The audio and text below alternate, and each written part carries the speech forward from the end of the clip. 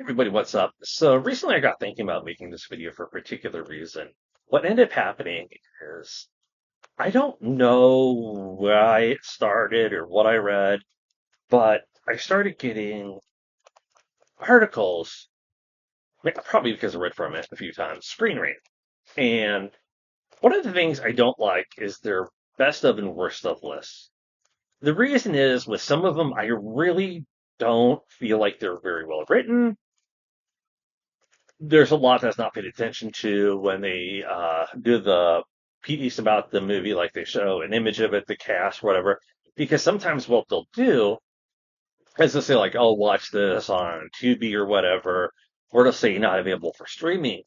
And what I found interesting is there'd be like ones that'll be available for streaming. So unless they're in another country where it's not, I don't know. That could be possibility. They'll post links that'll say, "I'm sorry, this is not available for streaming in your country. Use a VPN." No, I didn't say that part. There have been a couple times where it'll link it to Amazon, like to buy the movie or whatever, and it's the wrong one. It'll like have the same name, but it's the wrong one. I get that.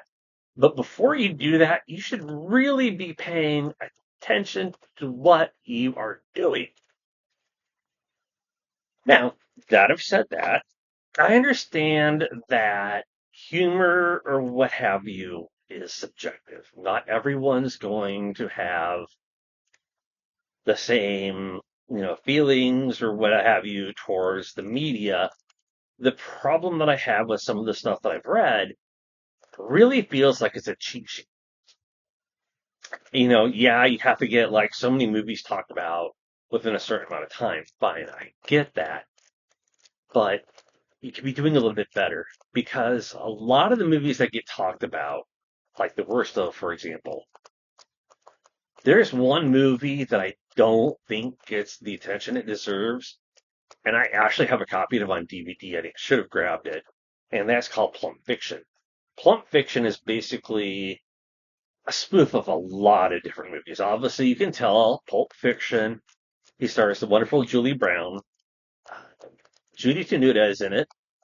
Trying to think who else. I can't at the moment. Like I said, I should grab the DVD. I just find it funny. They make fun of Forrest Gump, the piano. What else? Priscilla, Queen of the Desert. Not to a degree that most people would agree with. There is called. One of his name is Priscilla, Queen of the Desserts, because like this cafe that makes fun of the stuff as well. What is it? Nell, Reservoir Dogs, just a whole slew of other stuff.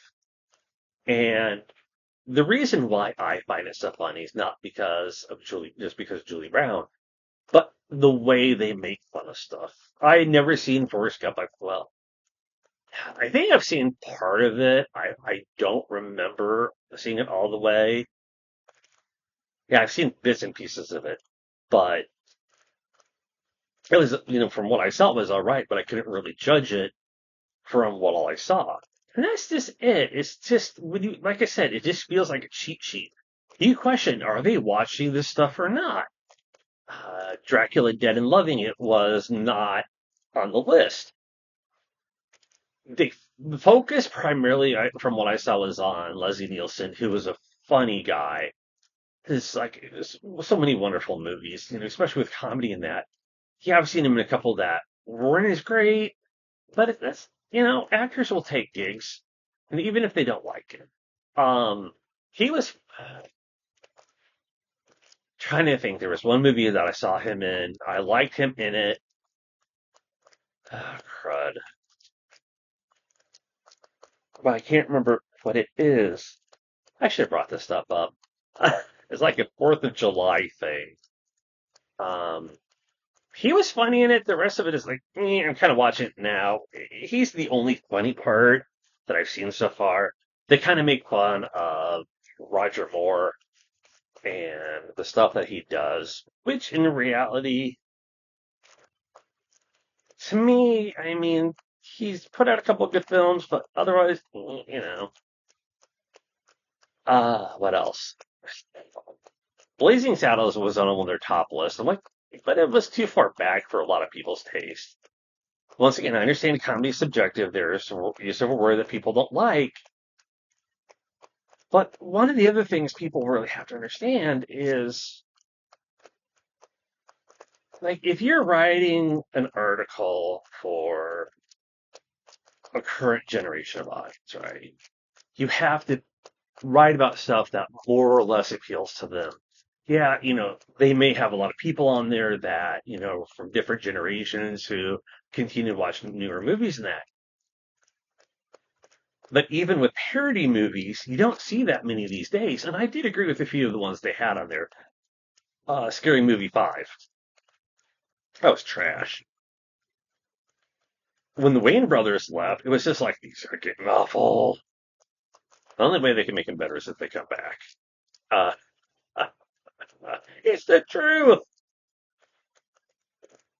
But yeah, it's just some of their greatest stuff. I don't get it. They're like talking about sci-fi flicks, and then you start, then you go look up IMDb. IMDb. I said that wrong. IMDb. I said it right. Right. Yeah, whatever. I don't care. I'm not going to try to review this. Um, yeah, we're going on a tangent, Nick. So anyways, back to what I was going to say. Some of the stuff that I've read looks like some of the stuff people have actually written on there. And you think about how many hours it would take to watch some of this stuff as well. Even like descriptions from like trailers and that, it looks like it. And I understand that, not all horror movies are going to be somebody's taste, whatever the case may be. Even like drama, comedy, period movies, not that type that you're thinking. Historical movies and all that other stuff. With historical movies, obviously, there's going to be some liberties taken.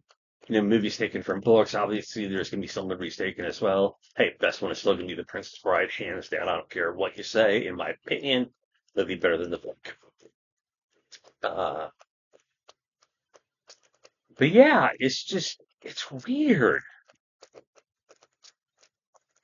And it almost feels like not just the cheat sheet aspect of it, but there's more to what they're talking about that could be focused on. There's more other actors like Dracula did loving it. There's more to it than just Dracula and Redfield.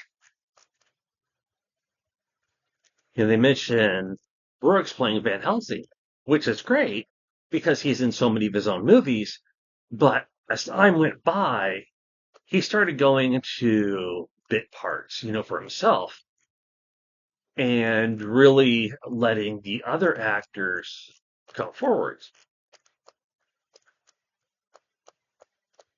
He's a great guy, though. He's very funny. Love his work. By the way, if you didn't know it, his son, Max Brooks, actually is the one, and people say he wasn't, but he is, who's the one that wrote the book World War Z and a couple other ones. So that is him. World War Z was an interesting book. I'm getting away from that for just a moment here. I've never seen the movie. But even like top 10 book list, I'm always hesitant about those because it almost feels like the same thing. It almost feels kind of like maybe there's a cheat sheet aspect of it because depending on the book, depends on how long you have to read in order to get these lists right. And something that bothers me and what got me thinking about all this stuff is I'm not getting political here, but this is just what it is.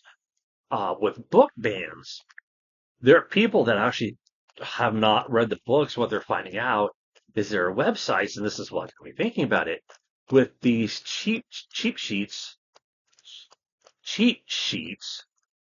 Cheap sheets almost sound like what a bird would buy if it had a bed. Um, where it just gives information on why they think the book should be banned, then people take it from there, which is why I say that. Because you could go looking for bad stuff about a movie, good stuff for a movie without ever watching it or a book or what have you, and that's all you need. You just get the basic outline. And when you're having to write so many paragraphs, yeah, you have to boil so much down, but you can't convey the actual reason why you think it's good or bad. Abigail is one I'm wanting to watch, and I do have it. Uh, I've seen people talking about Talk to Me, which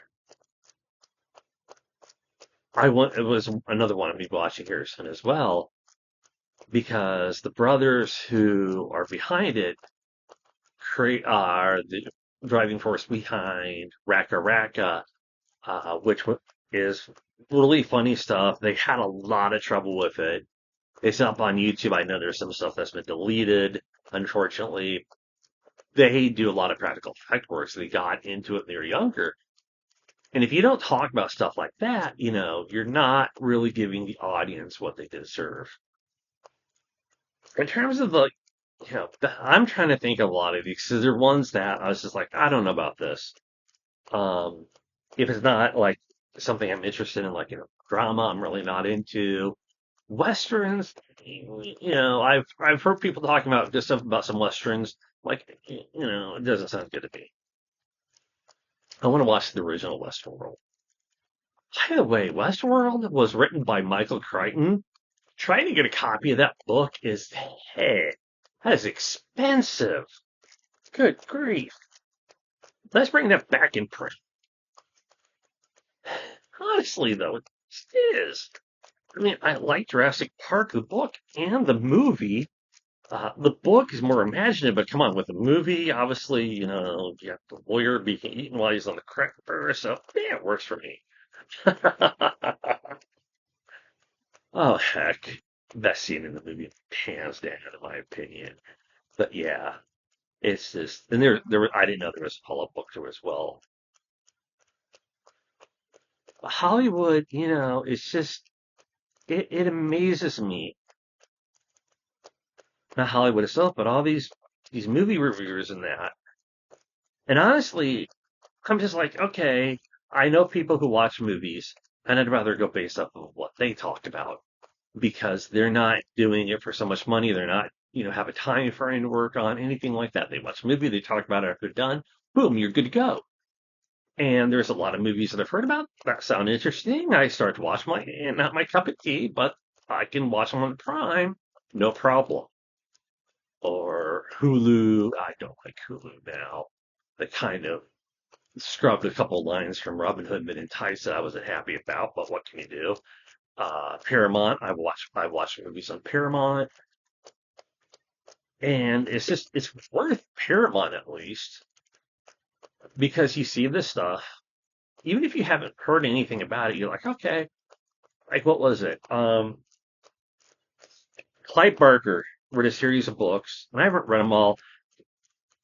I've read some of the stories. There's one I didn't want to buy the book, called Books of Blood, and it was a story for Candyman. I'm yet to read it, and I need to because I have the first movie. I don't want to read it before I watch that. And I get, like short stories, you have to drag them out. But people don't focus on that either. They don't focus on the source material. But going back to what I was about to talk about, sorry, another tangent there for a moment. Um, when I watch people that I know and I trust to talk about movies, I know that they're going to take time to actually talk about the actors in the movie, which characters they thought were great. They're going to talk about the story plot, how it works. Well, mostly the major characters, but it works because you know why they are saying it's a bad movie versus all this convoluted stuff some of these people come up with. Screen Rant isn't just the only one. Neither is the Internet Movie Database. I know I could have said the short term, but whatever. Even stuff like Wikipedia, if you look something up on there, you hear people say this sucks, whatever. But if you don't understand it, or if you're not, like I said, if you read the stuff and you don't understand it, if you don't watch it, you're going to be missing out on something good. Attack the 5'4" Women, another Julie Brown movie, is really great. one that I don't see anybody giving any love to. I think I might have talked about it. If I haven't, I will. Uh, it's another parody movie, but it's a great one. She makes fun. She basically of Tanya Harding and Lorena Bobbitt. If you don't know who Lorena Bobbitt is or Tanya Harding, look up Lorena Bobbitt first. Yeah, it's funny the way she portrays her. It really is. I wish they'd reversed the order because the Lorena Bobbitt one, I think, was kind of funnier. But what do I know? All right, so that is it. I know some of the stuff we're going to talk about kind of a couple small tangents, but to me, a lot of these lists in the end are just they need to be written better. They need to be researched better. If you figure an hour and a half to 2 hours a movie, you have a 10 list. That's the other part of it. Really made me wonder how they're getting these movies watched in time. Because honestly, I don't think they are. That's why I do think there's a cheat sheet in a way. Are they using it? I don't know. Are they talking about this stuff because maybe it comes from a time from before maybe they were born, a little bit after, so they weren't still weren't part of a generation, not generation, but a group of people that still knew the humor, still got it, and it was more understandable. It really is one of those things that's hard to say, but I really feel like people who write these lists and that should be giving more credit where credit is due. Yes, you can think something's bad and somebody else is going to think it's good. But in the long run, if you're going to talk about something, post a link to the right thing, don't just say, hey, this may not be available in your country to watch stuff like that. Because the other one I just remembered was there was actually a movie that sounded really good that I wanted to watch. And the odd thing was the name of the movie they talked about, it's been a while since I looked it up, said it can't be watched in your country. But one of the things that actually ended up happening was that it was under a different title in the US, so you could watch under that title. I don't know. That's it, everybody. I'll talk to y'all later. Thank you for watching. Take care. Bye.